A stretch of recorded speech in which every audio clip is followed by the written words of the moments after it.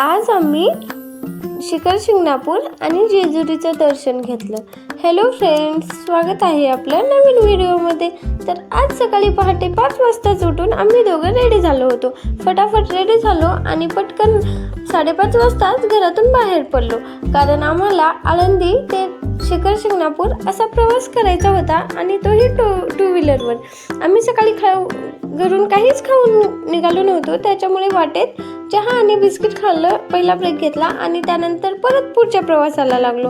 आणि फायनली खूप 10 वाजले तरी खूप ऊन लागत होतं. 10 वाजता आम्ही पोहोचलो शिखर शिंगणापूरमध्ये आणि तिथे यात्रा खूप मोठी भरली होती. तिथे शिखर शिंगणापूर हे आमचं कुलदैवत असल्यामुळे तेथे काही विधी करायच्या होत्या, जसं की ते ढोल वगैरे वाजवतात, नारळ वगैरे फोडला आम्ही आणि परत आम्ही दर्शन घेतलं. आणि खाली बळीराजाच्या तिथं हे आजोबा बघा कसे, यांचा अभ्यास असेल आधीचा आणि श्रद्धा पण असेल. आणि म्हणजे गावागावाच्या भरपूर इथे कावड वगैरे आल्या होत्या. त्यानंतर आम्ही थोडंसं वडापाव ज्यूस वगैरे पिलं आणि खरंच खूप ऊन होतं. परत आम्ही पुढच्या प्रवासाला निघालो. वाटेतच जेजुरी होती. एवढं ऊन लागत होतं म्हणून थोडंसं डोकं थंड करण्यासाठी इथं पाणी होतं खूप छान, म्हणून तिथं थांबलो थोडा वेळ आणि आम्ही जेजुरीमध्ये पोहोचलो.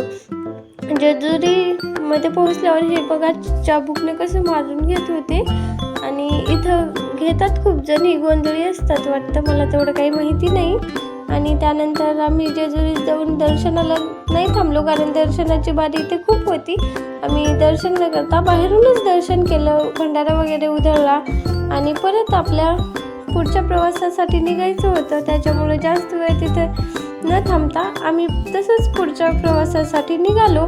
आणि वाटेत थोडीशी भूक लागली होती, पण जेवण करायची अजिबात इच्छा नव्हती, त्याच्यामुळे कोल्ड्रिंक्स मिक्स फ्रूट ज्यूस पिलं आणि परत आम्ही वाटेतच माझ्या सिस्टरचं घर आहे तिथे जाऊन त्यांना भेटलो आणि शंभूला पण भेटले आणि परत आम्ही रात्री घराकडे निघालो.